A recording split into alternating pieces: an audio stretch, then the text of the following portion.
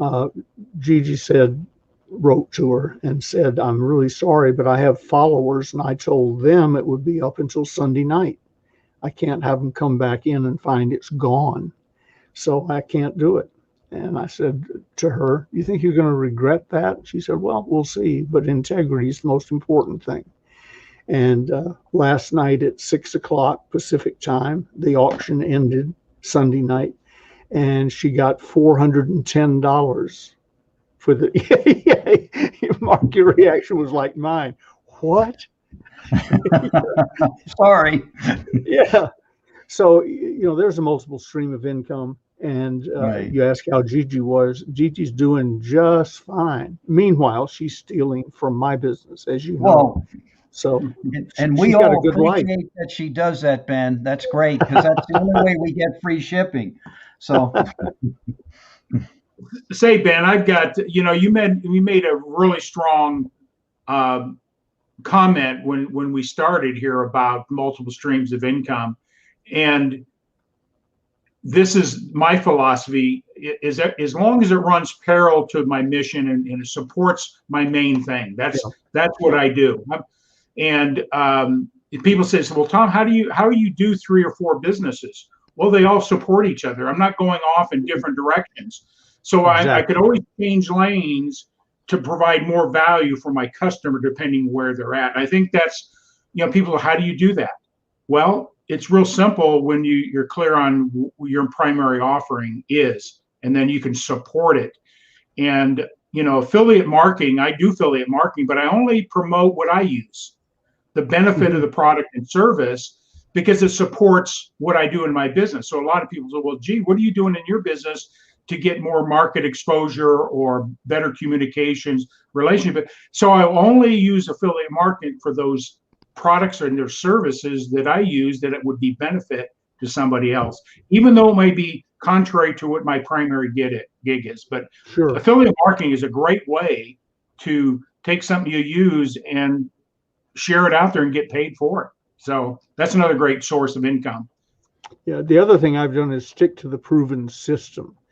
Right. I started a home care cleaning, magic spray, one of those things you see on television, take the rust off a saw and stains off your driveway and so on. Because a young guy came by the house, I think I was at home in the garage, came in and he did the little razzle dazzle thing. He made a great pitchman at a carnival. And it does this, and it does this, and it does this. And I said, okay, I'll take 2 bottles. He said, well, this is concentrated. Are you sure you want 2? And I said, yeah, 1 to use. And I didn't tell him, but the other one to send to Mort Scott, my friend, the chemist who's invented anything I've ever had, that including the entire Holiday Magic line, that had anything to do with mixtures, potions, etc. So I sent it to Mort, and I said, I found this magic product. Could you duplicate it? He said, certainly. I said, I want ours to be blue, and theirs was pink. And he said, fine. And do you know where to get it manufactured? He said, sure. Abe is a good friend of mine, or whoever it was. And about a month later, we had in the warehouse, we called it ABT3, I had a business class in town, advanced business training, and it was the 3rd class. I told them, I want you to name the product. So they came back and they wanted it named after them, ABT3. We turned it into a multi-million-dollar business. But I was using the exact same marketing plan, all my contacts. It was just a new thing. New thing. And it didn't fit into, I didn't want to sell chemicals right next to cosmetics. So we put it in a separate company, but everything else was the same. Bob Cummings vitamins, the same as the Holiday Magic plan. Stay Power motor oil additives, the same marketing plan as the cosmetics, but it was like STP type product. So I'm not the brightest person you ever met. I try and keep it simple. And I always want to know, will it fit into multi-level marketing? Will it fit into what I'm already doing? Will I stand behind it? Because, Tom, you made a great point. Things you're already using. Exactly. Which is sort of your stamp of endorsements, like the Good Housekeeping seal of approval. Right. Enables you to stand in front of a room or wherever and say, I personally use this. we swear by it. Great leg up. Yeah. Go ahead, Mark. I know you. I just got a couple other things here. JR's just saying good evening to us, and I appreciate it, JR, for being here. My next question, this is going to be a fun one here. So this leads me to you, Ben, because you're the master of this. Direct sales, networking, or MLM, things you did back in 1965. There was a gentleman you shared with us that he actually worked for you, I guess, Zig Ziglar. A lot of people might find that hard to believe, but correct me if I'm wrong. Is that not true? Yeah, In that organization, Holiday Magic? Yep. We answered the same ad in Atlanta, Georgia. He came down from Columbia, South Carolina. Maybe he was already in town. I don't know. But we answered the same ad, went to the same office, we both thought we were being interviewed for something. It was an opportunity meeting with 3 people in it. My business partner, Jimmy Rucker, and the greatest salesman who ever lived, and Zig. We're going to come back to that too. Okay. He was just unbelievable. And Zig, and we all joined. We put up our $91.41, got a little box of cosmetics, one of everything in the basic line that Holiday Magic offered. That's out of the script, by the way. One of everything in the basic line. For all these years, it's still in there. And off we went. Zig took off a little faster than we did. We were kids. He was 18 years older. Zig was in the Navy the day I was born, to give you a little spread there. Wow. So he took off faster, but we caught him and won a year-long national sales contest. He came in second. He got the Rolls Royce. I got the mystery prize, which was presidency of the company. So I used to love saying Zig, but a lot of people did. When you get in the catbird seat, however accidentally, and whether you were qualified or not, that meant that everybody that was anybody in direct selling, public speaking, seminars, sales training worked for me because I was the president and they weren't. So that put Dr. Napoleon Hill and Og Mandino and Zig and J. Douglas Edwards, all those people. People said, "How'd you meet all those people?" I said, "Well, I go to the bathroom, bump into them in the hallway." Our building was swarming with legends. We didn't know they were legends. Most of them weren't yet, but was swarming with them. So I was just in the right spot at the right time. Right. And the reason I bring this up, you mentioned Napoleon Hill. What did he think of network marketing back then? I mean, you knew him. I mean, what did he have to say about it? Did he think it was valid? Like when you were in Holiday Magic, what did he ever share anything with you about that? I've never been asked that question by anybody, and I'll give you the straight answer. We never discussed it. He was sitting in the Holiday Magic building at the end of my conference table, working for me as my personal mentor. But he was in the people business. I swear to you. Now he never had to leave a meeting. He never had to knock on a door to come in. So he sat in a lot of product meetings. I'm confident he knew we were in the cosmetic business. I just sort of sensed that. And the Stay Power motor oil business. But I hadn't thought about this ever. We never discussed products. There's the famous story when he told me I was dithering when I was calling another meeting. Right. To add some products to the thing. But it wasn't, it's a great product, go ahead and do it, Ben. He was commenting on my personal frailty, that I was obviously dithering about making a decision that I could have made weeks before. So that was it. I just don't remember ever products being a discussion.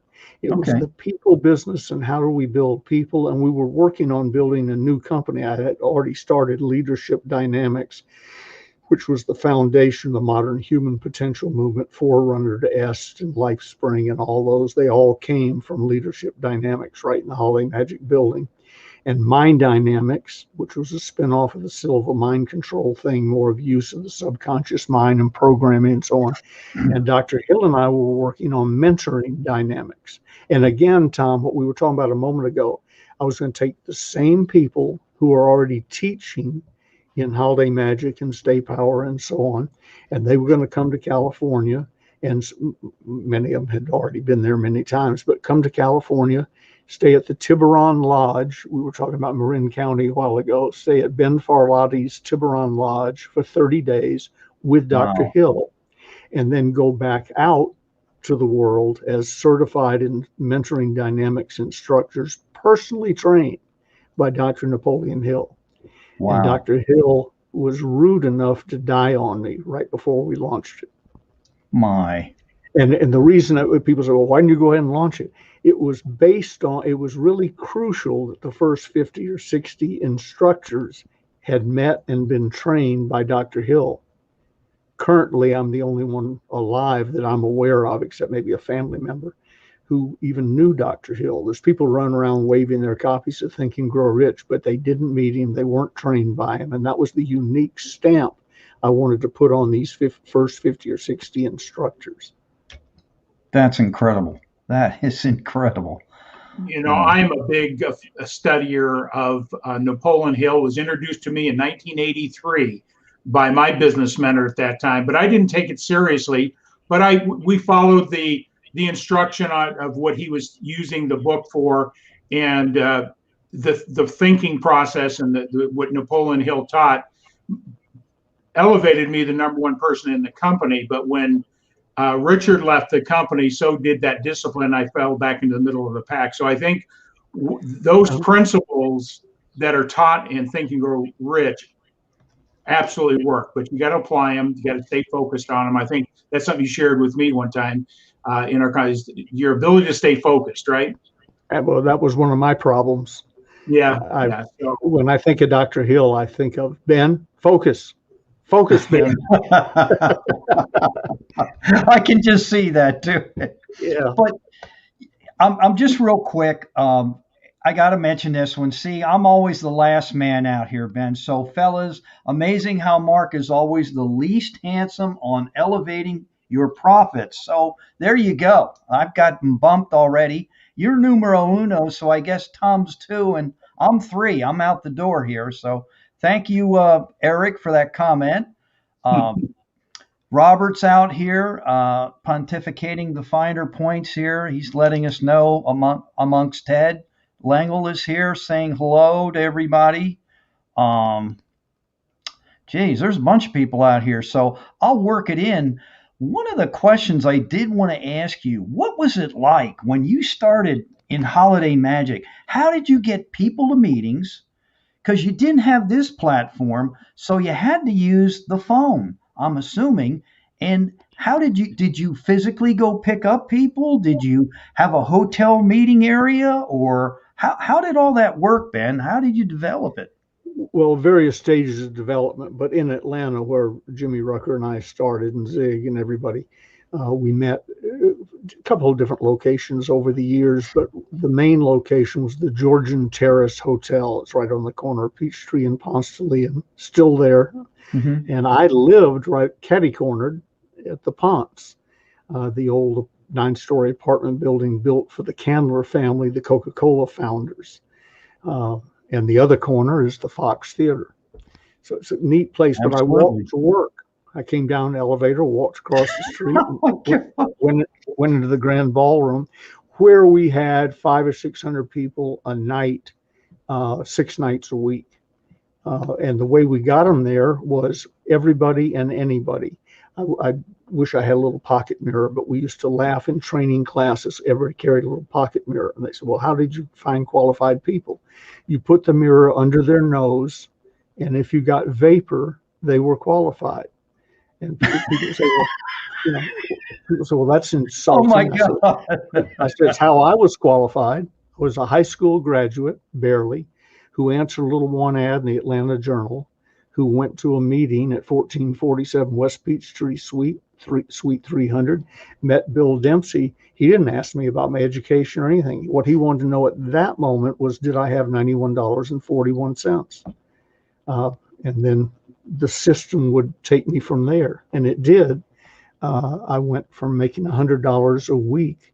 You got to adjust it for inflation. It's not as horrible as it sounds, but still, it's not. You're not investing a lot when you're making $100 a week, even back then. About $1,000 a week now, and I went from $100 a week to $40,000 a month in Wow. about 7 or 8 months. First 6 months, I didn't make anything because I wouldn't learn the scripts and I didn't take the business seriously. And I thought if we made a little extra money, Jimmy Rucker and I would have more beer. And he wasn't married yet. Maybe he could pick up a girl or something. That was our total business plan. Get beer money and get out of the varsity. For those people watching, that's a famous drive in Atlanta. Get out of the varsity and go where you could actually sit down and eat in a restaurant. That was a goal. Yeah, a real restaurant like my mother and father ate in. When I left home, that went away. And East Lake Country Club went away. So it was just a matter of getting sick. And I didn't realize it, but I had really fallen in with a rough crowd. Bill Dempsey and 2 or 3 of the original people in Holiday Magic had been dance school instructors for Arthur Murray. And I don't mean to cast aspersions at them today. I don't know. I haven't heard of the Arthur Murray organization in years. But back then, if you weren't robbing banks, you were an Arthur Murray dance instructor. It was a little more sophisticated than bank robbery. Okay. And one of the guys that was instrumental in getting me in the business and training me, the state of North Carolina had banned him from entering the state. Just go away, because he was selling quadruple lifetime dance lessons to people. In general, most people only live one lifetime, so you probably don't need a quadruple lifetime. But cheating little old ladies and lonely people and so on. It was a rough bunch. And they all had their shark skin suits on and their diamond pinky rings. And I remember until I had a little more influence in the way we ran things, not wanting my mother and father to come to a Holiday Magic meeting. Never asked them to join. Because I didn't really want them to see. We came, and this sort of an inside thing with you, Mark. You're a big fan of East Lake Country Club, and so am I. Mm-hmm. Bobby Jones home course. Right. That's where I was raised, and the people I was raised around were the chairman of the board of Coca-Cola, the founders of Home Depot, etc. And I didn't want mom and dad to necessarily see this crowd I had fallen in with. The products were great. The marketing plan was proven through NutriBio before us, and a Vitavunda or whatever it was called before that. Everything was good except the people were a little shady, especially in the beginning. Once we started recruiting people, it thinned out a bit. It's like pouring water into milk. It thins it. And the good news is it thinned it out. We weren't 90% dance instructors anymore. Wow. And with that, did you get a chance to ever sit down and talk to William Penpatrick? Did you ever sit down and talk about the future of Holiday Magic, where it was starting at, where you wanted to take it to? Did you ever get a chance? All the time. He was my best friend. And if I list mentors, my first was my father. Second was Bill Patrick, until he hired Dr. Hill. The first year was on him. He hired Dr. Hill to be my personal mentor and sort of stepped aside. His office was right down at the other end of the hall. So we were in and out. I was at his home. He was at ours. But he sort of stepped aside. If I would ask him something that was a little philosophical or ethereal, he would say, I paid Dr. Hill $50,000 to be your friend. Go ask him. That's $450,000 in today's money is what Dr. Hill earned to be my friend for a year. And then a little side note that you didn't ask, but I'll tell you anyway. At the end of the first year, Dr. Hill was sort of hinting, are we going to go on? with this? And I said, well, I assume so. Let me go ask Bill Patrick. So I went down the hall and said, Bill, Dr. Hill is sort of beating around the bush. And he wants to know if we're going to do a second year. And I hadn't thought of it. As president of the company, I did see the check that was given to Dr. Hill that day, but I saw it 2 or 3 days later and almost didn't understand the connection. I said, so he wants to know if we're going to do it a second year. He said, well, that's up to you. And I said, well, I'm in. He said, is your money in? I said, huh? There you go. Yeah, I thought this was a company expense. Right. He said, no, if you're getting value from it, carry on. So I paid him personally for the second year, and I may have paid him for the third year, but he died about halfway through what would have been the third year. So if anyone from the Hill estate is listening, you may owe me about $25,000 as best I can figure. Ben, that's a great story, but I think the underlying value here is you made an investment in somebody to improve Ben, Mm-hmm. and I think that's where a lot of business people are missing the boat. They make investments in systems and processes, and they're all necessary. I'm not downplaying them, and knowledge. Right. But I think the real key to success is making that investment is understanding how successful people think, Yep. what's getting in your own way. Would you agree that should be a primary investment in your business development and your business planning? Yeah, and you reminded me of an old adage. I forget who it was. I always try and give credit to who told me things, but somebody said to somebody, what if we train them and they leave? And whoever it was said, what if we don't train them and they stay? And they stay. Yeah, absolutely. Right. So Bill Patrick, figuring I was going to stay around, his reputation was on the line. He's the one that picked me to be president at age 25 of what soon became, adjusted for inflation, a $3.5 billion company, adjusted for inflation. I got it up to $1 million a day in 1967 to $72. $72. So the trick he invested in me, which did wonders for my self-image, because I was suffering a little bit from the imposter syndrome. I was sitting in this big office, 25 years old, can't read a profit and loss. I could read a profit and loss because the bottom right-hand corner, if the number wasn't in brackets, you were probably okay. But a balance sheet still mystifies me. I don't understand about it. You got $1 million in the bank, you don't know anybody. How does that balance? How do you get $1 million on each side of the sheet? Don't teach me. Others have tried, Tom. I'm just telling you, I don't get it. As long as the check doesn't bounce, it's good, right? That's all you need to know, right? Yeah. The checks aren't bouncing, the balance going up, and that bottom right P&L figure is not in brackets. We owned an airport and a Cessna dealership and so on. And it was called Spectrum Air. I called it Rectum Air because it was Bill Patrick's hobby, his cover for the B-29 bomber and the Learjet and the Gulfstream and the Ford Trimotor and all that stuff that we had.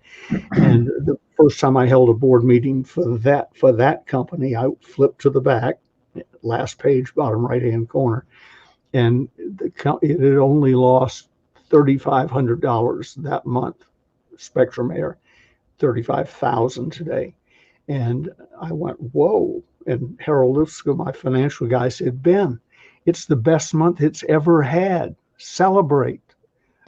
So if you messed up in one of the main businesses, I added to your portfolio being president of Spectrum Air, just to give you a round the clock problem.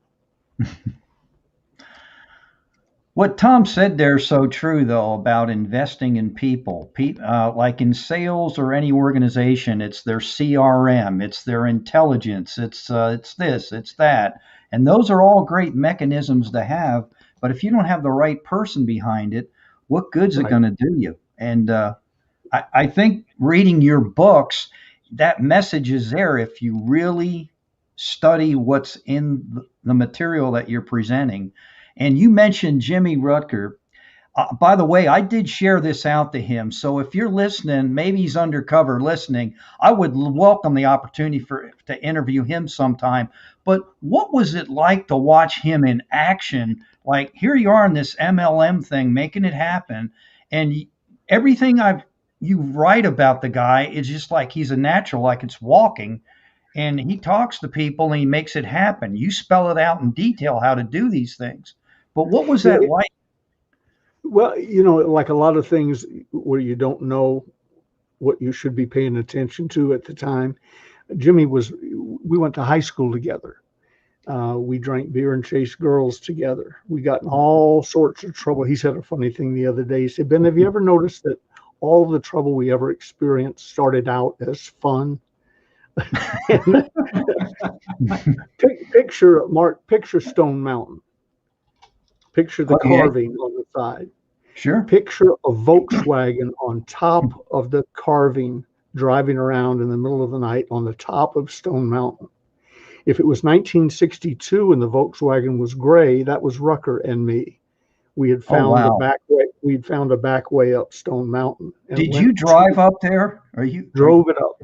They ought to make it into a Volkswagen commercial. There probably aren't two cars on earth that could do that. So we were always in trouble. And then he worked for my father as a food broker, a salesman, just like I did. And my father kept saying, Rucker, you're a natural. You're a natural. You got to get serious about selling. We went, and went off and got another 6-pack. But my father saw something in him that I hadn't seen. In the Closers Part 2, the best thing I've ever written about selling is called Sales Infiltration. There we go. Yes. Yeah, page 57 in the Closers Part 2. I probably mentioned him in it, but that chapter was devoted to Jimmy Rucker because that's the way he really sold. He was your best buddy with his hand in your pocket before you were sure you knew his name. I mean, he was just instant. And I don't mean like the dance instructors. He was just a guy. Everybody in high school, everybody loved Rucker. It's a shame he didn't have something he was selling then. And so when we got into business and he got a little training, he attributes his success originally to the teachings of J. Douglas Edwards, who wound up working for us, working for me, working for the company. But my first little sales contest I won, it was a trip to Miami to an American Sales Masters convention. They began working for us, the whole company, Hal Krause and gang. And I got to meet J. Douglas Edwards and have dinner with him. Rucker attributes the techniques that he knew to Doug Edwards. But techniques really weren't Jimmy's strong suit. It was personality and charm. He every time I used to see the Sugar Bear commercials, can't get enough of that. I think of Rucker because that's sort of the way he carried himself and talked. And the Sugar Bear was never threatening in a commercial. Rucker wasn't threatening either. But all of a sudden you were doing what he told you to do. And he was for me, the original sales infiltrator. And good luck getting you on the show. I got him to come out here and work for me for about 6 months. And he one day, in essence, said, I knew I retired. I knew I retired for a reason. I just don't need this anymore. Loaded up the family and they went back to Atlanta. Yeah. I've friended him on Facebook, but he said some kind words about you, but that's about it. He's never said kind words to my face. Tell him to let me in on it. Okay. But he knows. He's always, if I say something about Jimmy Rucker and the greatest salesman that I ever personally worked with, he'll say, "Oh, that embarrasses me," and so on, which is sort of his gentle demeanor. What I started to say was he may dispute this, but Rucker was never a good sales trainer. Because you remember the thing everybody used to talk about, the unconscious incompetent. Right. You don't know what you're doing, and you don't know you don't. The conscious incompetent, you don't know what you're doing, but at least you know it. The unconscious competent, You know what to do, but you can't explain it. And then the conscious competent. It's a compliment to Rucker, but he never got to the fourth level. He was always the third level. Did it right. If you wanted him to train, you say, well, just watch what I do. I said, no, that's not enough, Rucker. We got to tell him step A, step B. He said, I don't know. Follow me around, take notes. I'm going to share too. Lynn Serrano, part of our Grow Live Academy, saying hi. And then Greg Sneed is complimenting you on your book on closing. He's made a nice chunk of change from the wisdom in that book. Thanks. Thank you, Gregory. I appreciate it. And I appreciate the doctor, because I think that wears well on me. At Murphy High School in Atlanta, they didn't give out doctorates. But you know what? When you talk about that, the one thing that stuck out in my mind is how, when you were on that, you mentioned it in your book, Closers too, about the fish, you were fishing, and just the way he reminds me of Cool Hand Luke. Jimmy Rucker is Yep. Nothing phases the guy. He's like fishing. Yeah, well, I know what's going to happen. They don't, but I do. And that's his whole approach. The short version of what Mark's telling you about, folks, is Rucker and I were fishing, sport fishing, and off the coast of Florida somewhere, chartered a boat. And the captain, of course, wants you to do well. So when you come back to the dock, you tell everybody he's the one to be with, and so on. So they really have a vested interest in you catching fish, even if you can't take them back to the hotel and do anything with them. I always wound up giving them to the kids on the dock to take to their family. But we're out fishing, and something struck Rucker's line. I don't know what it was, but it just boom, and it snapped. Popped all those little things that hold the line, and people started running around and throwing gaffs on the deck and carrying on, and the captain's backing up. It was really exciting. I didn't know what was going on, but it was exciting. And with all this excitement going on, I look over at Rucker. I think he had a cigar in his hand, but whatever. He's smoking a cigar, let's say, and watching the fish and all this activity beside him and around him. And he saw me looking at him, and he turned to me, he said, Ben, the fish doesn't know how this comes out, but I do. And that calms me. And that's sort of Cool Hand Luke, and it's his approach to selling. You can flop around the deck and yell and scream all you want, but when the dust settles, you will give me the payment I just asked for. I've told you, pardon me for repeating the story, but I'll make it quick. We're sitting in the Georgian Terrace Hotel in the Grand Ballroom one day. We've got prospects on one side, Rucker and I on the other. He's working with 3 or 4. I'm working with 3 or 4. We have our legal pads out. We're drawing circles and going through the closing script. And this guy says, well, I'm in, but I forgot my checkbook. Today, that doesn't sound so odd, but back in the day, before credit cards were common, we all carried a checkbook. You didn't leave the house without one. Just like today, you wouldn't leave without a credit card or a debit card or something. He says, so I'm in, but I left my credit card at home. And Rucker stood up, reached over the table into the guy's suit pocket, and felt around. I thought, what in the world is he doing? And he pulled it out. He says, oh, here it is. I just couldn't believe he'd forgotten it. And the guy said, oh, golly, I didn't feel it there. And Rucker said, well, just make the check out to Holiday Magic. And it was, I don't know, $2,500 or $5,000, $25,000 or $50,000 today. And the guy wrote the check and handed it to him. Now, I maintain, Mark, Tom, if any one of the 3 of us reached into some guy's suit coat pocket and lifted his checkbook out, I'm in trouble. We'd be on the floor. Yeah. The guy laughed and wrote the check. That's the charm of Rucker. Zig couldn't have done that. Nobody I know, nor would we. But Rucker is so close to people when he talks to them mentally that it's like that was his coat too. That was his coat pocket also. And the guy just temporarily lost their checkbook. Wow. It goes back to what you said, infiltrating. And I know Tom's got some questions for you as well. I mean, I don't want to, but I will share this one. Greg said he's not going to pay any royalties, by the way. So he just wanted you to know that. And the big fish story. He made a Yeah, here you go. He said, so I love that story, and that's who I've dubbed. I'm serious. I call Jimmy.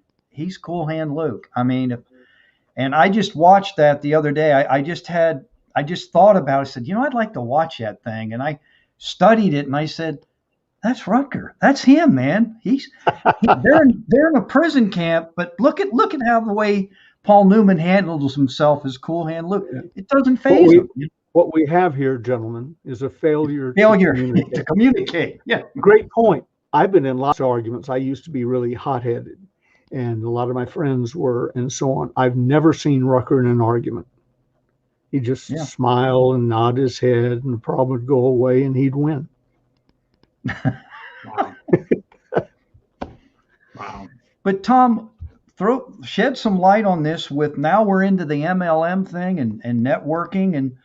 I guess I'm going to just paint a picture, some of my reference and how I operate, what I've done in my life to have the level of success that I've had in life. Number one is I'm a financial coach. I have extensive background in financial services, nearly 20 years, teaching people how to win with money. Winning with money is a very simple process. Spend less than you make, get out of debt, and save some money. Now, if you can do that, you're going to win. That's Warren Buffett as well. That's one of his quotes as well. So, but why don't people do that? And that's always a question I pose in my financial coaching. It's behavior. But winning and creating wealth, there's different ways to create wealth. And wealth sometimes people have a wrong perception what that means. I think wealth is the standard of living, the quality of life that you want to create for yourself. Yep. That's your definition, is going to be yours. Mark's going to have his. I'm going to have mine. But I'm about helping individuals create wealth. And that when I talk on the terms of money, there's only 4 ways I know how to do it. Number, save your way to wealth. And that's about a 40-year game plan, right? Yeah. That works, but most people don't do it. Number 2 is go into business. But most people go into business because they're good at something. They may love it, but they go into business and they've created another job, right? Yep. They don't understand the principle of building a business that runs by itself when you're not there. And that sort of leads to why network marketing works. You're leveraging the resources, everything, just like IBM does. They're leveraging everybody in that company for the president of the company, right? So building a business that stands by itself, and that it could be a franchise, that could be a lot of different types of situations, and then building a business that creates income on its own, residual income. And the 4th way to become wealthy, and the odds are not very good, is hitting the lottery. That's the only 4 ways. You want to make any comments on any of those things there? Because I think what we want to do is get people to think outside the box, and how do you build wealth, and why business? Business is not for everybody. Would you agree? But if you had the desire to do something different, what should you be looking at in going to business? Well, first of all, there are people I've met over the years. I got to know them and knew of them. And so should I go into business? I said, no. Get a job with the county, work your way up. Our local sheriff makes $250,000 a year, and we're in a little bitty county. Great guy, so work your way up, become head of the planning department or something, make $175,000 a year, and bank it, because business isn't your thing. And my instinct is recruit everybody into selling. Well, everybody shouldn't be in selling. There are people who just shouldn't be. I've taken people who were marrying money is good. I tried that, but it turned out number 5. It turned out that when I married Gigi Ronzoni, I thought I was marrying into the pasta fortune, but her name is Rozone. There's his I. You got to check the spelling. But I have a friend who did that, worth several millions of dollars. I don't know how he lives with himself, because he married a woman I know he doesn't love. So There are numerous ways to do it, I guess. But there are a lot of people who shouldn't be in business. There are a lot of people who shouldn't be in selling, not trying to keep anybody out. But I'm just saying, I've lived long enough to know how it's going to come out. It's not them. So there are people that go to work for the post office, save money, get with Warren Buffett or my financial advisor and pack it away. And you're never going to live in a palace, but you'll live well. And when retirement age comes, you and your husband or wife will be traveling, having a lovely life. My definition of success, among others, is living where I want, with whom I want, doing what I want, when I want. And when that's all in line, which requires some money usually, but when that's all in line, I'm a happy camper. I can't eat a checkbook. Tom, when I speak to young classes of Pepperdine University down to high schools and so on, at about grammar school and high school level, I say it's really an honor to be in a room with so many millionaires, because before I leave here today, you're all going to know how to be a millionaire. And I give them the basics that, take 15% of every penny that comes to you, Christmas gifts, party gifts, found on the street, whatever, and put it into a savings account until you have enough money to call Charles Schwab, and then put it in. And I give them 5 types of growth mutual funds. And then when you have about $500,000, call me and I will give you the name. Now I'll give them your name.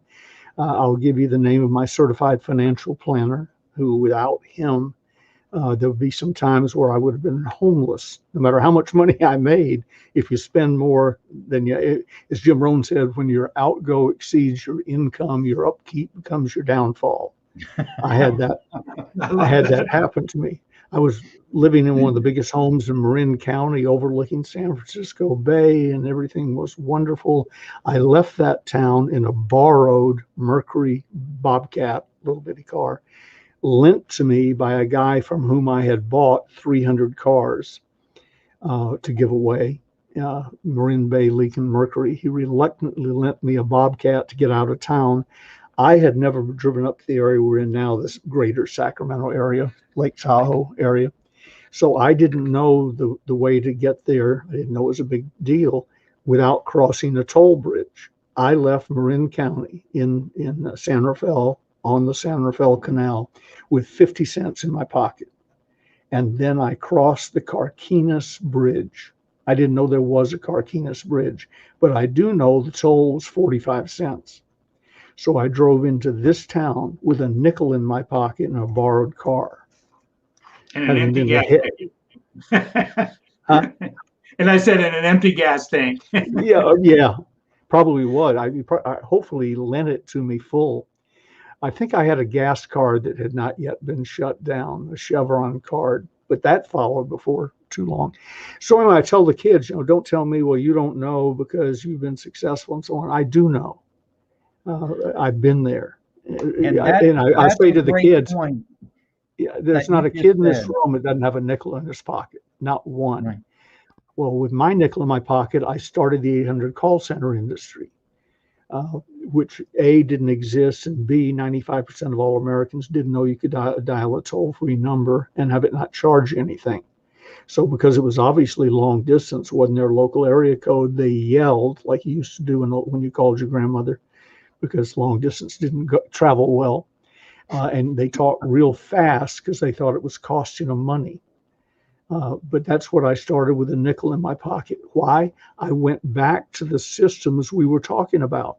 I took what had worked for me before, and I just applied it to a whole new industry and a whole new company. Got people to come to work. They leased me an office, figuring, I said, I don't have the money right now. And they said, oh, okay. But they all knew I was Ben Gay from Marin County that had come up and done sales training for all the realtors up here. And I want to lease a house, but I want to buy a house. But in the meantime, we'll just rent or lease. But I got to wait till the money comes. Don't worry. Dropped us right into a house. Wow. So we had an office and a house, and the phone company ran lines 20 miles from Sacramento up here to get ready for this thing I was building. Even they didn't know what it was or how big it could get. Soon we had 150 lines coming into that little building, Wow.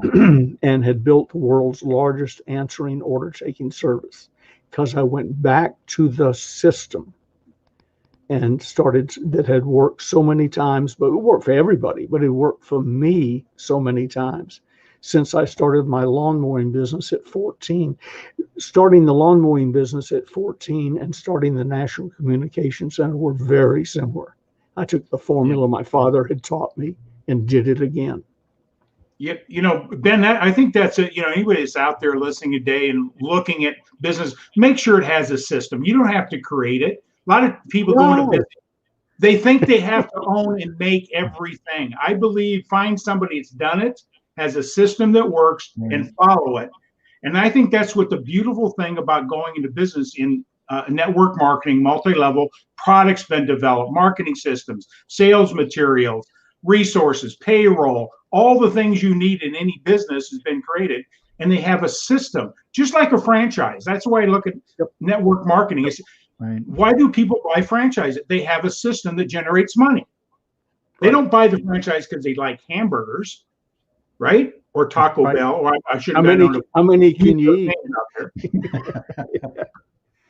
But it's the machine, it's the system that delivers the resource called money that provides the standard of living that you desire. And I think that's where a lot of people get mistaken about network marketing. It's structured like any other major corporation, but you get a chance to be head honcho of your own gig without creating a business of your own. It's already been built. Would you agree with that? When people are looking at network marketing? I've never invented anything. I made a lot of money selling wigs. Jimmy Rucker and I did. I didn't know anything about wigs other than that I was told. I don't know if you could hear that. I could hear my hearing aids. That's okay. It's my friendly reminder to go to the post office at 4:00. It's not important, but it's my friendly reminder that goes off at 4 every day, whether I go or not. Anyway, what we did in every business I've ever built, let's go back to ABT3 for a second, the cleansing thing. I didn't invent the cleanser, and probably could have snuck. I've gone dumpster diving when I saw a product that I really liked and I want to know where they get it and what will they pay for it. The secret is you get a plastic bag, you put some aluminum cans in it so it looks like you're out on that search. You go to whoever's making it, you climb in their dumpster on a Saturday. I've never been approached by police, but if I were approached by police, that's the reason I have the bag with the cans in it. And you go through their dumpster and you get their suppliers, what they're paying, etc. So we did that, and then I didn't do the dumpster thing. I called Mort Scott, but and then I took the marketing plan from Holiday Magic. This was a different company, but took the marketing plan, dropped it over here, and built a multi-million-dollar business almost overnight. A friend of mine called the other day, who's a big deal in the land banking business. Property, buy land and sit on it. And for various reasons, he's winding that aspect of his life down. So he called me, he said, I've been thinking about getting in multi-level marketing. I've always wanted to own my own multi-level marketing company. How do I invent a product? I said, you don't. You get into cosmetics or vitamins or something that have a huge markup, which you will need. We don't, in Holiday Magic, I never invested in any product that didn't retail for 10 times our cost because we gave the distributors a 65% discount. So you had to have the markup. That leads you to vitamins, health foods, diet plans, cosmetics, and so on. And so I said, I argue it both ways. I've been on the good side, the bad side, experienced the good, the bad, wrote Penal Code 329 for our state legislature because they were about to write something that would have just wiped out MLM. I said, let me help you with that through a friend of mine. And I literally wrote the bill where it's not a killer bill. So I said to this guy, all right, we'll have lunch sometime soon and I'll try and talk you out of it. No reason to. I got rich doing it, but I just think you ought to know the full story. But in the meantime, and I went up to my other desk over here about 6 feet away, picked up my old Rolodex. I still have a Rolodex with the cards you flip through. I said, all right, vitamins and health stuff is really good. Back to R, pulled out the R card. I won't give them a free commercial here, but nutritional products. Guy to ask for is Lou, last name, gave it to him. I said, now, you may want to go into the cosmetic business for the same reason. He said, well, I don't know anything about cosmetics. I said, I've been president of 2 large cosmetic companies. I don't know anything about cosmetics. I know the people who make them for me, and I trusted. If Mort Scott said it was good, it was good. He invented Bromo Seltzer, Sally Hansen, Hard as Nails, everything in the Holiday Magic line, etc. So what I used to say to Mort is, let me go to the front of the room, hold up a jar of whatever, and with a clear conscience say, this is the best product of this type in the world. There can be some as good, but it can't get any better because everything in it is pharmaceutical grade. Can't get any better. So we're down to, do you like the color and the smell and whatever. And he said, so I don't have to invent it in my bathtub. And I said, no, that's the legend you create after you dial this phone number. Right. And they ask them what they have available. They got it with collagen, without collagen, with this, without this, and so on. And he said, how long would it take them to make it? They're already making it. Listen to me carefully. Everything as you just said, Tom, everything you want already exists. And then, well, what about a marketing plan? I said, you probably Google it, but in the meantime, get a hold of the National Association of the Encyclopedia of Associations, which gives you anywhere in the world that 2 or more people have gathered together, or they'll find each other with the same rough idea. They find each other. They form an association.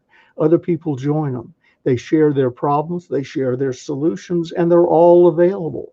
No one listening to this broadcast has ever had a personal or business problem that hasn't been experienced by others before. Find out how they solved it.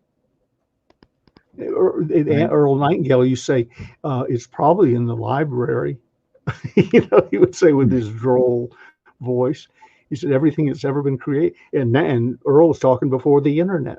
You're now 2 taps away from being on, if not with the answer, within 2 generations of the answer. So what we're missing in most people's cases, and it was in mine, as Dr. Hill told me, people ask me, what's the 3 great things you learned from Dr. Hill? I hate that question, but I've come up with 3. Integrity in all things. Focus. That was a big problem for me. Maybe it doesn't apply to everybody, but it probably does. And the third one is action. Action. I was kidding with Dr. Hill one day. He said, what do you like best about Think and Grow Rich? This is 1945 copy signed by him. What do you like best about it? I said, the title. And he said, why? And I said, well, you wouldn't be famous and you wouldn't be working for me and we wouldn't be friends if it weren't for the title. Surely you were tempted to write Work and Go Rich, in which case you wouldn't have sold 10 copies and we wouldn't be talking today. So Think and Grow Rich, he really meant it, but that was the breakthrough. People say, oh, I can just think. Well, right after Think, Jim Rohn used to tell a great story about somebody coming up to him. He said it happened frequently. Got Think and Grow Rich and How to Win Friends and Influence People under each arm. And they're leaping up and down saying, I am excited, I am excited, I am excited. And Jim Rohn said, it's good to be excited. But after a while, you got to quit jumping up and down and do something. And that's where most people fail. The action thing. You got to do something. You got to pull the trigger. There you go. And Robert said somewhere in Toronto, a light switch just switched on. So you're making them think. So and Greg Sneed comes back. Earl Nightingale spoke of convergent and divergent problems. And Robert comes back again. Focus. Something.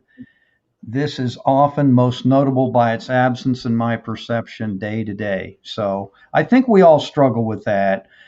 And the other thing, Ben, I have Crow syndrome, the shiny object. We're talking and something happens off camera, and my instinct is go, "What was that?" Yeah. You're doing an interview. And when that instinct strikes me, I hear Dr. Hill from the end of my conference table saying, Benjamin, focus, focus.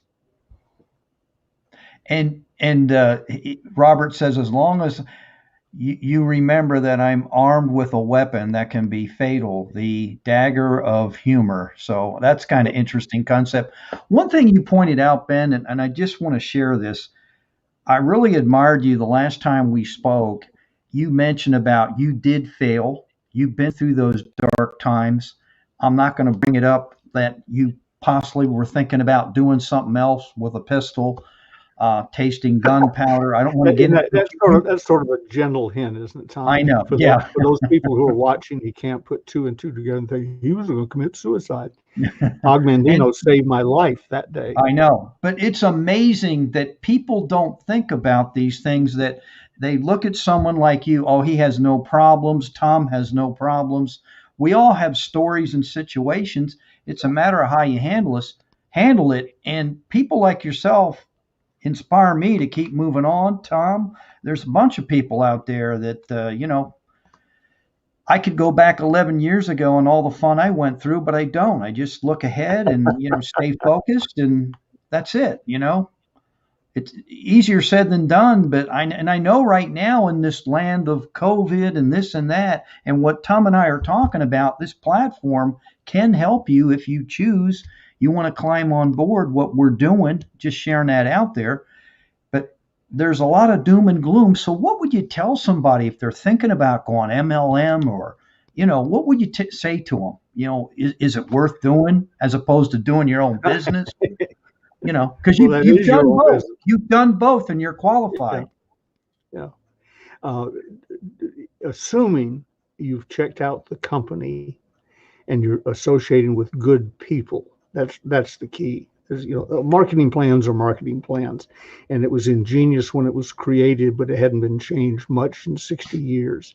Coupled with the fact, as Tom said, all businesses really are multi-level anyway. But I mean, the real multi-level marketing pyramid scheme business hasn't been changed much in 60, 70 years. Hadn't changed at all in the 55 years I've been involved. So marketing plans are fine. Get a good quality product. 85% of all the problems in selling go away when you sell a quality product or service that's competitively priced, and you spend, doesn't have to be the cheapest, and you spend your day talking to, communicating with qualified people, whatever qualified means, geographically, religiously, financially, a lot of different qualifications. But 85% of all the problems in selling people worry about go away if you just do those three things.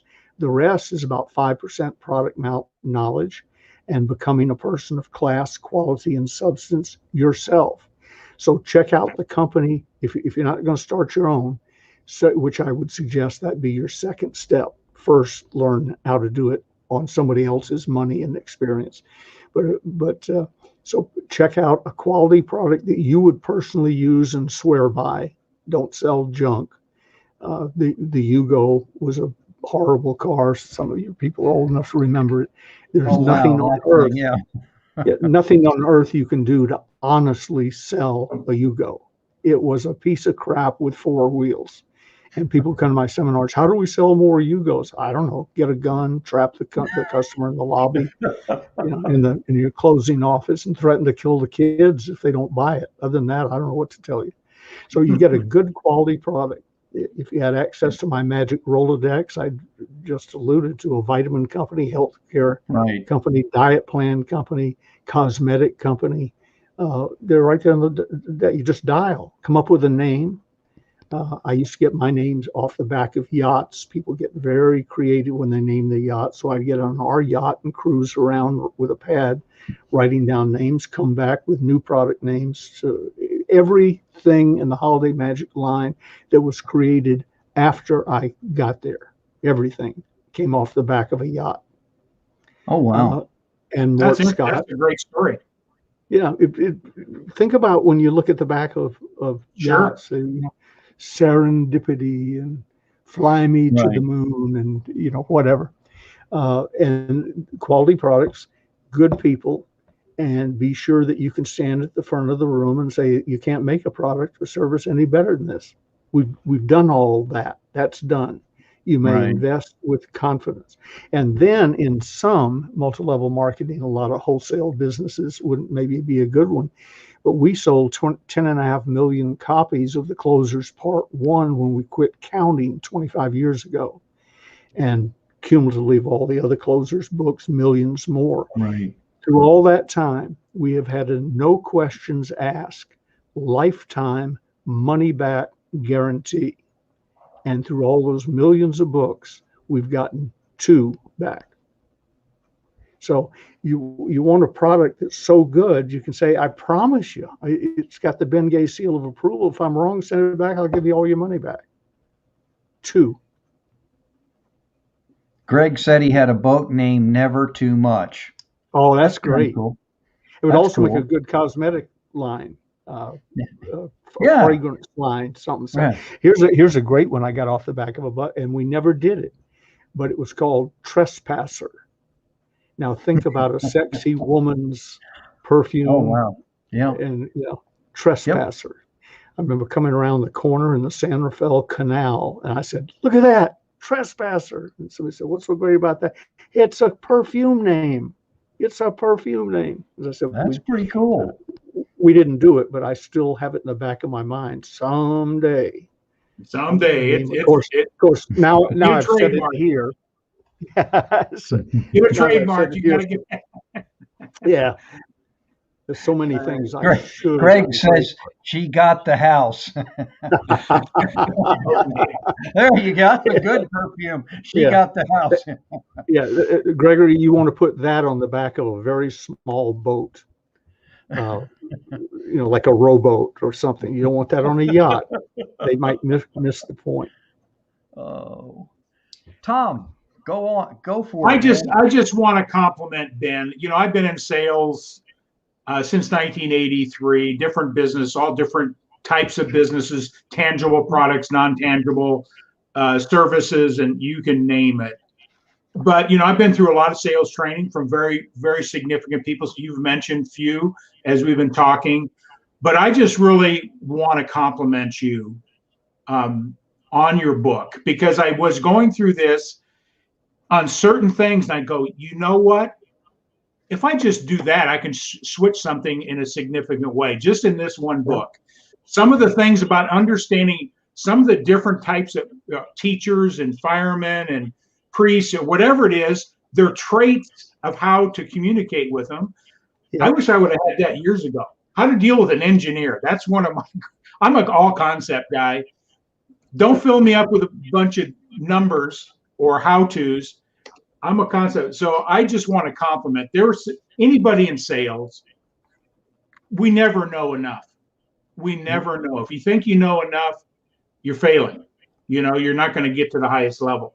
So I encourage getting this book, because I 40 some years of selling, and then this book as well. So I just want to compliment you and encourage anybody out there, get these books, take your game to the next level, take it serious. Just like you said earlier, if you're going to go into business of any sort, it's a business.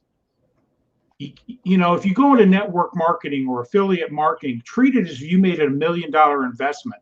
You would work the business differently, wouldn't you, Absolutely. Ben? Versus $95 enrollment fee and $60 a month type thing. It's $1 million opportunity. Don't treat it less than $1 million, and you'll succeed with that mentality. Would you agree? Rich and Jay at Amway were friends. Mainly, we were friends. We were horrible rivals. Rich DeVos and Jay Van Andel. Is that what you're saying? Okay. Yeah. Wow. We used back when corporate jets wouldn't fly all the way across the country.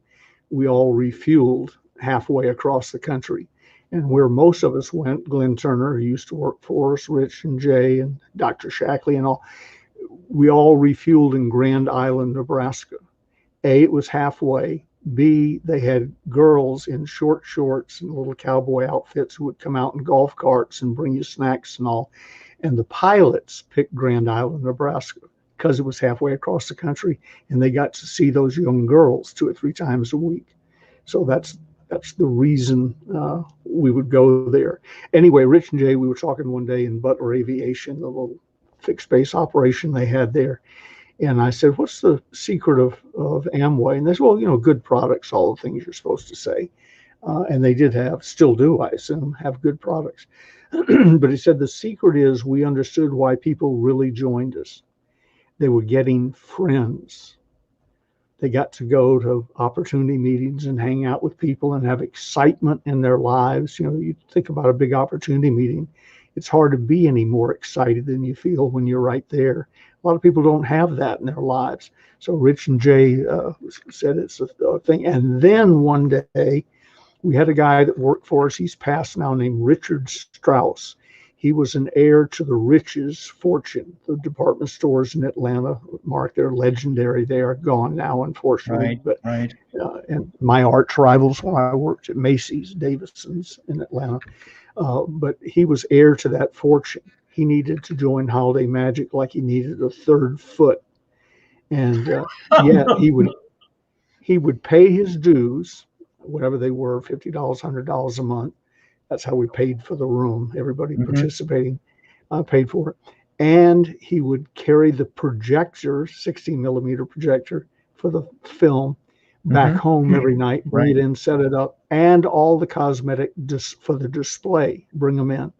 And then I noticed one day, Richard never brought anybody to the meeting. I said, Richard, you got to recruit? He said, I don't know. I'm sort of shy and so on. I said, but you're paying $50 a month and doing all this work. He said, Ben, for $50 a month, I get 100 friends, the members of the co-op. And then they brought, 2 or 3 times that every night. But he said, I get 100 friends. And I said to Rucker later that evening, Jimmy, I think I have just found the secret to the business. And then when it became president, flying back and forth in the various jets and met Rich and Jay, they solidified that I had stumbled upon it. They were running one of the world's largest social clubs. Right. You just made something that's really, me being a personal development coach, is that people want to feel included in a community. Right. They want to belong. Yep. Absolutely. That's part of it. Do you belong? Do you feel welcome no matter what the organization is? I think that's important.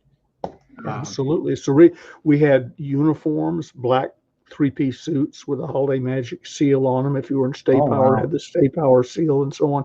But you didn't get to just wear that unless you were an instructor general or a trainer general or the head of the co-op or whatever. I sometimes wonder what people would have done to get one of those suits if they couldn't earn it based on sales volume. I almost hate to think about it, what they would do to wear it, because they wanted to belong. So, when I go into a new company where it's appropriate, I'm not uniform crazy, but I go, where's the depending on the business, where's the polo shirts, where's the suits and all, where we're team members? Oh, well, we don't believe in that. Well, you're stupid. Because people want to belong. The National Communication Center, the call center industry, we had to fire a couple of people, but we never had anyone resign other than death or the spouse moved elsewhere and they had to go. Everybody who joined us were in for the long haul, whether they knew it in the beginning or not, because we had the corporate T-shirts, we had the corporate outings, we were family. I attended lots of funerals, lots of weddings, and what. So when they talked about the National Communication Center, they weren't talking about an answering service. They were talking about a family that had about 250 family members at any given time. Wow. And so you create that wherever you go. And make them want to belong to the family. It covers up, I don't advocate it for this reason, but covers up a multitude of other sins. For instance, nobody ever got rich answering the phone at the National Communication Center. It was a telephone operator job, put on the headset and answer phones. So we weren't going to pay huge amounts of money. But if you did well, you went as far as we could move you, as fast as we could move you. Wow. That culture is so important that, in any business is creating the culture. So secret words that are only known, I don't mean they're kept secret, but it's buzzwords. If you work for Microsoft, I'm sure they have words that would be meaningless to you if you didn't work at NCC, and I still do it from time to time in other things. They need to be yellow slipped. Well, yellow slip meant you put a note on a yellow piece of paper in their file when they called in for messages or whatever that said, until they pay, they don't get their messages. Well, then it was only probably one pad that became the yellow slip. Then it ran out and it became pink or white or what have you. And now we've moved on to other businesses, and I have friends who in their business say, I think they have to be yellow slipped. They don't know what they're saying, but it's a secret language, a member of language of the club. Right. I just wanted to say, Ben, you have in all your writings, your books, like 1, 2, 3, you keep it simple because, like you say, it's just sales. I have to. No, but what I'm saying is it's simple. It's a process, but it's simple. And sometimes what Tom mentioned earlier, my CRM, my this, my that, you're dealing, and the ultimate is you're dealing with people, and just have a conversation like you would with a friend and just relax and enjoy the process. And that's why I like reading your books, because you break it down to simplicity. That the fishing story with Rucker, it's awesome. You just like, boom, it jumps at you. And word pictures I find work best. Yes. Ms. Griffin, my English teacher in the senior year in high school at Murphy High School in Atlanta, she said, you're going to win the writing contest, the state writing contest this year. She didn't know me from Adam. I'd been thrown out of Murphy, sent to private school. Some might call it reform school, but my father had money, so it wasn't. So I got thrown out of there and back into Murphy. And so she probably knew of me, but she didn't know me. And she said, you're going to win the state writing contest. And I thought, does she know who she's talking to? I mean, writing my name properly. I didn't know how to spell Benjamin until I was a senior in high school, taking this Scholastic. Nobody ever asked me to write and they said on the SAT test, write your full name. And I thought Benjija. No one had ever asked me. So I got up and wandered around study hall and found on the Declaration of Independence, Benjamin Franklin had signed it. And I looked at it and I was thinking, okay, got to remember this to get back to your desk. It's Benjamin, not Men. Didn't know how to spell my name, and I'm going to win the state writing contest. I did. Too long a story to bring up, but what she said to me during a first lesson, she said, Ben, I want you to write at a 6th grade level. That way you don't lose your audience. People who are smarter won't be offended, and people who are maybe not so smart will be able to understand it. So she said, remember, 6th grade level. I said, got it. She said, fortunately for you, that won't be difficult. Which looking back, I think that was an insult. And I'm not sure. I just want to share this. Robert says, I love where Ben's stories take my imagination. And then JR hops on here and says, Ben is such a profound person, presenting in a simple, straightforward manner. And I couldn't agree more with that. Well, thank you both gentlemen. That's very nice of you. I try to focus on you two, so I haven't seen all the comments, but I've seen a lot of familiar names go by. Yes. People that I know otherwise and elsewhere and so on. So that brings a comment to, we'll make sure you guys share this and push it out there, because we never know, the words of the wisdom can impact somebody's lives, get them to think a little bit different, give them a different perspective, or give some hope or some insights. Only through awareness do we have an opportunity to change and grow. Only through awareness. So that's our whole platform, is to bring new levels of awareness, and bringing in a sage, bringing in somebody that has been to the mountaintop, has been to the valley, And, I just encourage people to, follow those that have been in the path to success and learn from their what? If you're going to climb Mount Everest, hire a Sherpa. Exactly. And if you don't hire a Sherpa, you don't get to the top of the mountain. You become one of the 350 dead bodies on the side of Mount Everest. And JR will appreciate that comment because he uses that phrase. I just wanted to ask you this, Ben. Are you the only living person now that actually knew Dr. Hill? I mean, has anybody else after you? No, to my knowledge, yeah. In fact, we have a company called The Last Protege, which is based on that premise. He probably has some family members or something, but of those who worked with him in business, and he didn't do much mentoring. That wasn't his thing. He wanted to write books. I think I can picture him in a cave writing books. He liked to write. He didn't like to speak. He wasn't a good speaker. He was forced into it because of his popularity at various times. So he was, I doubt on an official mentoring basis, he probably didn't have a dozen official face-to-face, go meet them and help them in his life. And I'm the only one living. Wow. That's incredible. And to hear that story, knowing Napoleon Hill and, his writings and applying them in my own life and knowing somebody that had that conversation. Jeez. Mm-hmm. I was 25 and he was 84 the day we met. He was biologically old enough to be my great-grandfather. Yeah. So if you knew him and worked with him, you had to have been awful young then and awful old now. I'm 78. So you have to live to be 78 to even be in the running. So, Ben, I got to ask this question. Have things really changed in sales today? No. And okay. See? Not in selling, in rounding up the sheep. And I mean that in a kind word, but picture a sheepdog. The sheepdogs have gotten better. The sheepdogs are called the internet, sophisticated direct mail, I mean, all sorts of things. So the sheepdogs are much more sophisticated.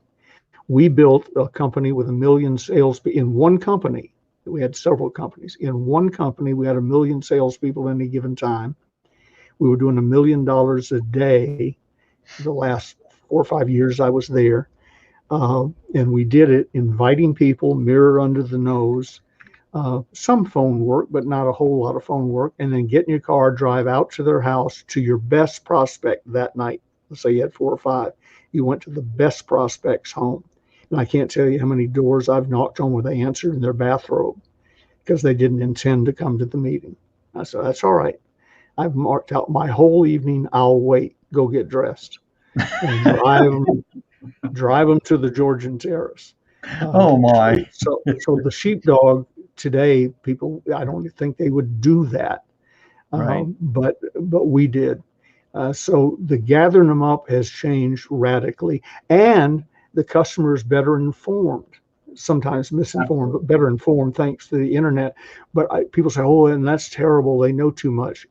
It saves me half my time. I don't have to explain the product as much anymore. I can spend my time on the people side. I can spend my time striving to be Rucker and less time explaining to them what's in the cold cream or what's in the vitamin or whatever. So I think or whatever else, right? Yeah.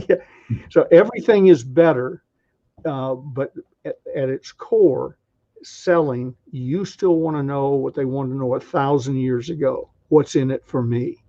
Yep. That's the bottom line.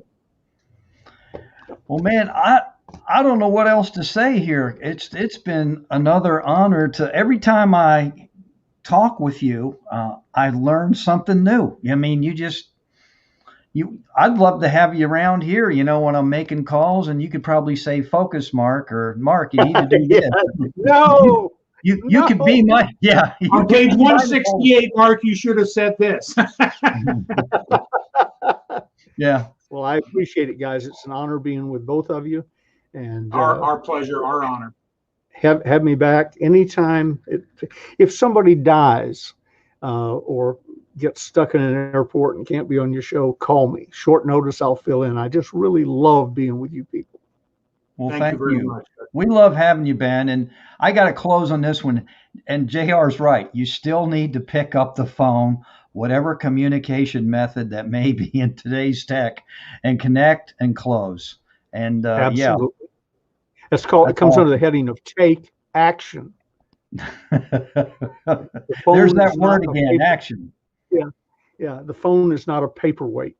It may hold down your prospect cards after you through alphabetizing them, trying to avoid making a phone call. I used to alphabetize them, then I'd do them by postal code before zip code. Get all the 17s. Are you telling me you struggled with what's the word here? Procrastination? Did you procrastinate? I've struggled with every psychological ailment there is. Everyone. Yes. And what saved me was Dr. Hill helped me develop a daily success system, which I follow religiously to this day. I don't have, people say, as you go to bed, plan your next day. My next day was planned, it was planned 50 years ago for the basics. And then the individual things like being on this program with you, this was formed and shaped 2 months ago, probably. Right. I just signed up to do a webinar with somebody in late July. And I said, I may not be alive in late July. Well, that's when we want you. And while we're talking about it, we want this to be an annual thing. So can you put us down for July, whatever it was, 23rd or something, for 2022? I said, yeah, I may not be here to read it, but I'll put it down. So I don't have to wonder. Gigi's always asked me, where are we going tonight or what are we doing? I said, I don't know, look in the calendar. I build the day as we go along. And then tomorrow, 1, 2, 3, aside from the basic stuff, there's 7 or 8 things and a webinar that I couldn't have told you without looking at the calendar. It builds itself. The system, Tom, builds itself. And that creates a discipline. Yep. It creates the discipline. Yeah. So, and the notepads are still around your house, Hey, Mark, I want to make sure. There we go. Pen. I always got a pen in hand, and I got notepads everywhere. So yeah, you don't want to see what my desk looks like right now. It's full of everything, notepads and pens, and can't help it. Mark, before I forget, I want to make sure people know how to get a hold of Ben. Find out about his books, website, because then if I messed up, let's see. Hey, there we go. He's already got my hand. This is high tech. Look at that. That's beautiful. He's got and it. On this side is the packing carton it came off of. But anyway, www.bfg3.com is my website. But here's where you really go if you're interested in getting the Closer series. My hand's shaking. It must be time to get a drink. You go to stores.ebay.com/Ronzoni Books, RONZONE Books, BOOKS. And the secret's out of the bag, Ronzoni Books, my evil wife, sells it for less than I'll sell it to you. Don't order at the website. Gigi sells them for less at Ronzoni Books. And no shipping. Free shipping. I got it scrolling down here, Ben. So, and I got the Ronzoni. Yeah. And once again, Gigi, if you're listening, thank you so much for doing what you do, because I am going to place another order and I can't wait. And I'm sure she'll go to your warehouse and requisition some books and you'll probably say you're stealing. Because I've got it in the headset. She can't hear you, but she just walked in. So I'll tell her what you said. Yeah. They said I'm handsome and smart and a whole lot of good things. Yeah. She didn't believe it. Well, he said, he said, screenshot that for the win. Yeah. Oh my High God. tech. Yeah. When, I when, love when it. you're 78 years old, this That's is high beautiful. tech. No, I High think tech. that's great. I'm told And I I always have like to to let go. people know. I always I'm like sorry, to let what? people. I always like to let people know. Don't let age, the number in your years, hold you back from what you want, because you and I are in the same genre. I love what I do. I get up every morning with a passion. I look forward to helping people, and that's my mission in life, is to help somebody improve their life from my services and what I do. So don't let age hold you back, because I hear it all the time. Well, Oh, I'm I sort of think like maybe Jack Benny. I'm celebrating my 39th birthday for the 39th time. exactly. Yeah. Gentlemen, I've got to run. As No, We got that's always, great. Go please ahead. have me back. Please have me back. We will you got it. definitely God have bless Ben, you you. go. Tell Gigi we said hello and thank her for allowing you to do this. We all appreciate it. Well, thank you very much. I'll tell Okay. them. When I come out to California, I'm come and see you. I know where you Right. live, Yeah, that's scary. man. All right, Ben. At least I know the territory. I'm from California. All right. Have a I'm good gonna remove you so you can go so Tom and I can talk. Thank you again, man. We love you and wish you nothing but continued growth and success, Ben. Thanks, bless you. Ben. All right. God bless you. Take All care. right. So there you go, Tom. What do you think of all that? I mean, the guy was just You know, my number one thought here is our whole platform is hopefully that down the road we're the person that people come to and get the sage or the Sherpa's insight.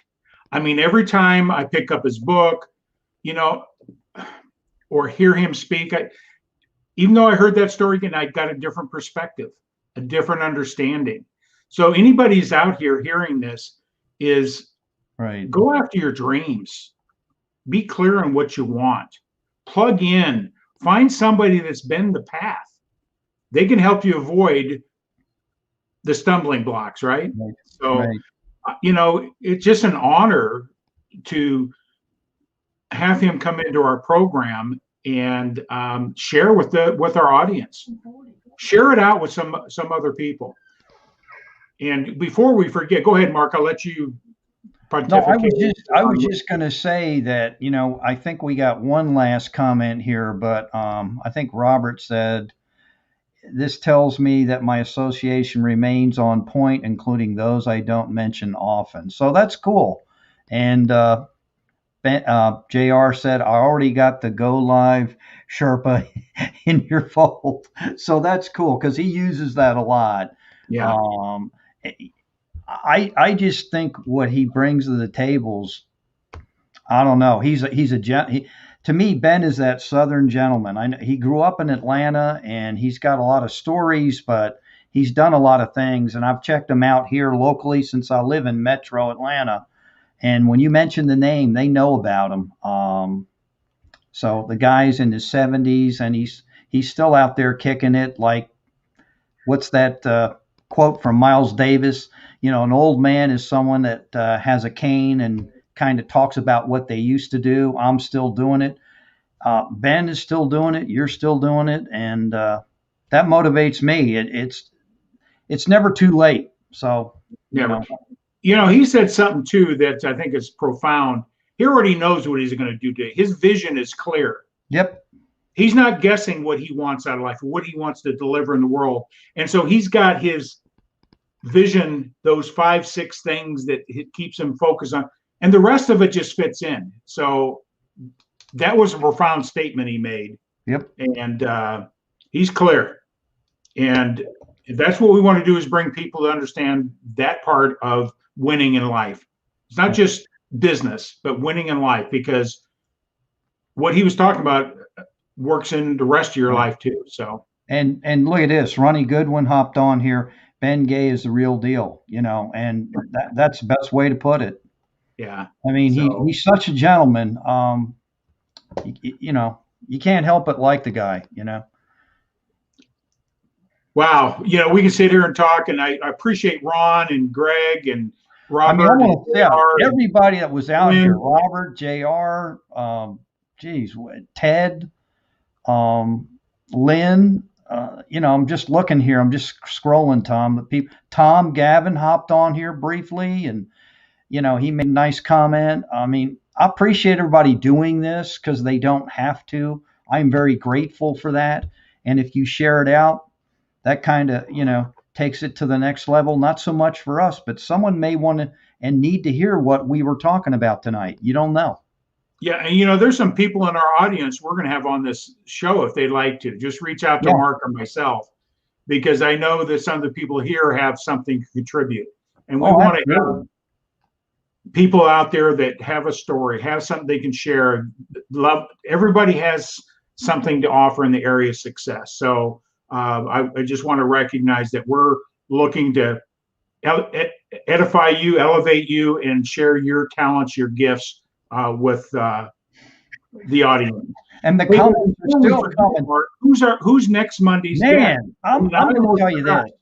This guy here is from South Dakota. Was it Suez Falls, South Dakota? Jay Jensen. And if you are really attuned to LinkedIn, I love Jay's humor. And he's another guy that has simplified the sales process. You got to check him out. He's got a blue phone.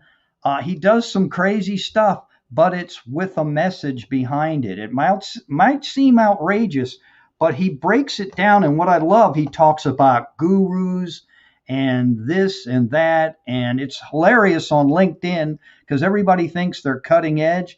And Jay just annihilates them because he's got 30 plus years in the auto industry selling cars.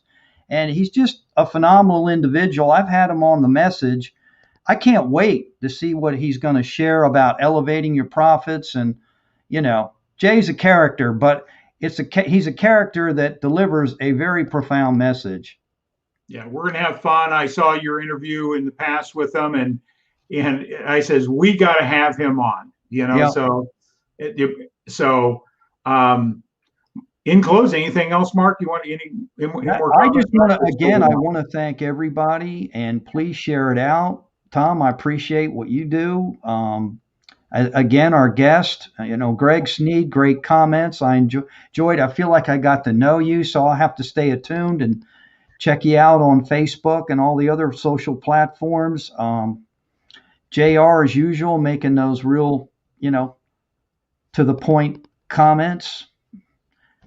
And I just thought it was a good time had by all this evening, as they say. I mean, yesterday, I forgot to tell you this, since I umpire, I got hit in a certain place. I think I told you this earlier. That woke me up. I noticed your voice was changed a little bit. Oh, yeah. Yeah, that's why you wear a cup. And, that's the other thing. I'm not a spring chicken, but I love to umpire. I do it, and I like to stay active. And being around youth keeps you going. It helps. Well, my friend, it was a great interview. Sure was. Talk to a legend. Oh, yeah. We really did, and I don't think people quite understand that. I mean, he truly is. I've seen other things Ben's done. I mean, it's some pretty awesome stuff on YouTube that, people have interviewed him that are way up there. And, I'm just honored that he took time to talk to us. Yeah. That goes back to everybody that's listening. There are people like Ben willing to help you up the ladder. Right. Don't be afraid to reach out and ask. Yeah, that's what's cool about it. Yeah. Well, I guess we're at that point where I need to do what I'm supposed to do, Tom, and close this bad boy out. And I guess I'll put you back in the green room temporarily. That's it. Okay. Some donuts or something. All right. Well, guys, thanks again. And I'm going to close this out. Thanks, Tom. Have a good evening, Mark. All right. And there you go, everybody. That was Elevate Your Profits with the prophet himself, Ben Gay. And we're going to close it out here.